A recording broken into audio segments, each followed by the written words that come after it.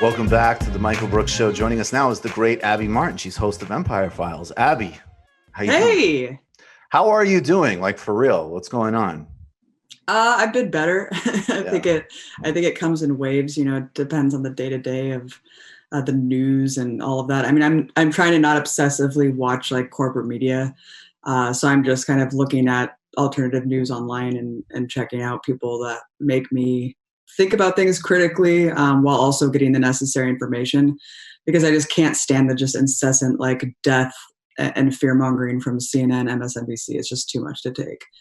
Yeah, I'm not watching any of that. Like, that's a good question. Like, how do we balance not like building like some kind of like alternative reality?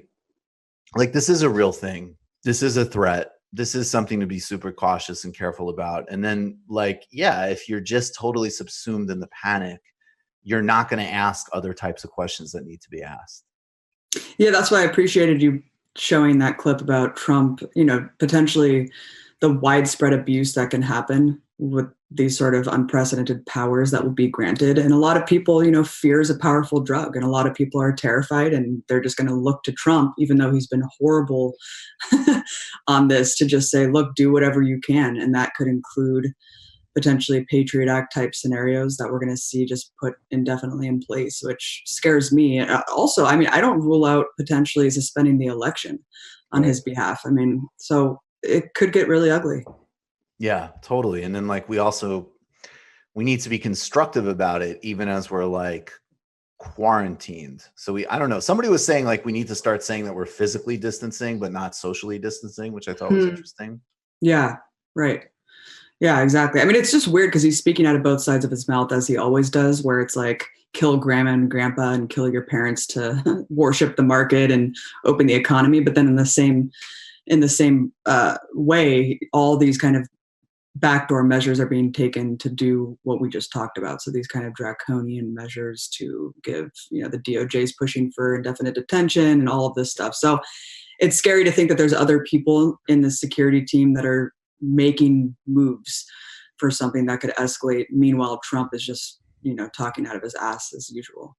And doing a great job. Absolutely. Drink more aquarium fertilizer or whatever the hell. Here's the guy from some mattress clearing store. Talk about how I'm crushing it.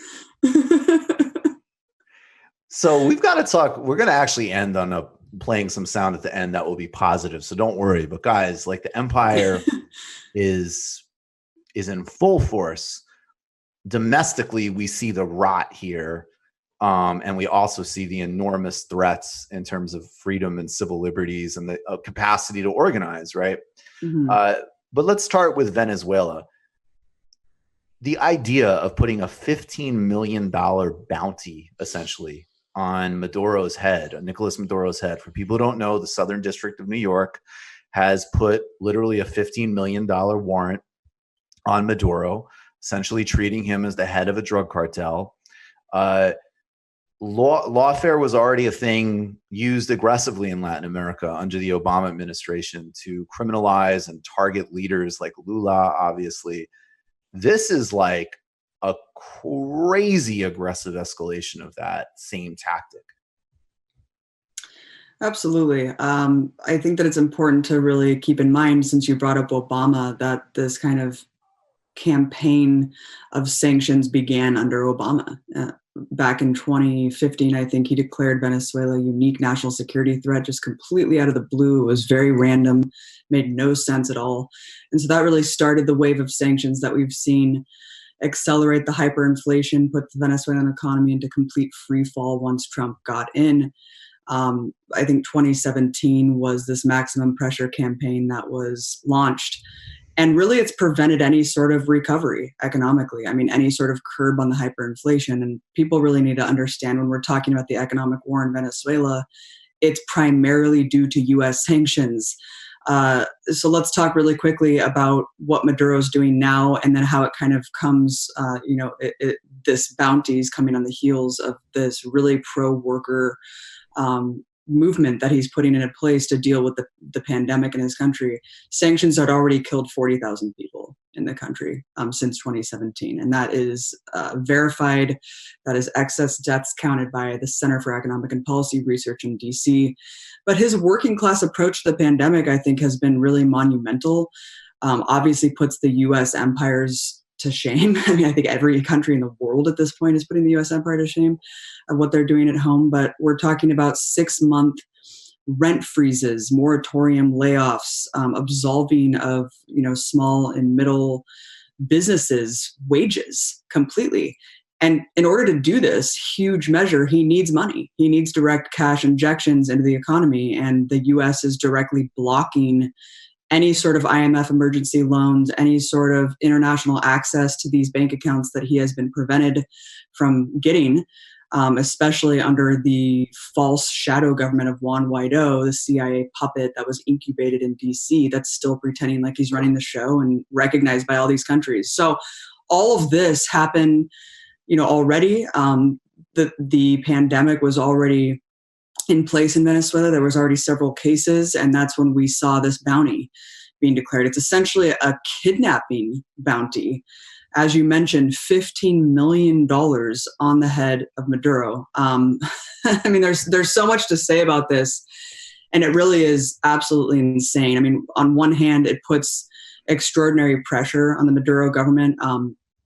He's already dealing with so much to deal with the pandemic in the country, already deal with the economic war, already deal with the subsidized CLAP food distribution program, which still needs to happen, right, to get 7 million people food subsidies every month.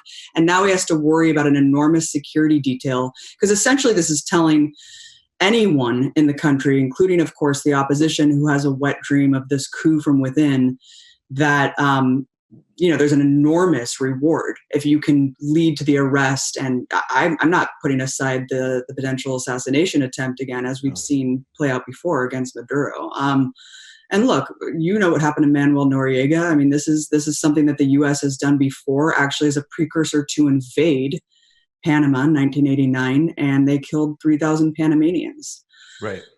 So, I mean, did you know about how insane it was that it backfired, though? And this shows you how stupid the Trump administration is, though, because I just read this today. Because this is like on a dozen or so government officials as well, these bounties, like $10 million bounties, not just on Maduro, but these other officials. And one of them, I wanted to read really quickly from Common Dreams. One of them is a retired General Alcala, who's listed in the indictments. He's a former ally of Hugo Chavez, turned opposition in 2015. He's been linked to various coup plots and planned terror attacks since 2016, and he's now like a high-profile former officer that's part of Juan Guaido's security detail. He was just found. Yeah, so it's like, dude, now it's given actually the Venezuelan government incentive to put like a warrant on this guy's head and say, okay, yeah, we want him too. He was just found with a weapons cache, $500,000 in Colombia, that he admitted was directed by Juan Guaido with Juan Guaido's quote unquote money, AKA the tens of millions of dollars provided to him by the USAID to just pay for his shadow government to exist. So this completely backfired in the sense that they charged a guy who is a Juan Guaido guy. So now Juan Guaido is being open for investigation for this coup/assassination attempt. It's just unbelievable, the incompetence of this administration. But it's still just really scary, because there's so many people who could take action on this, and I'm not putting anything past what the U.S. can do there.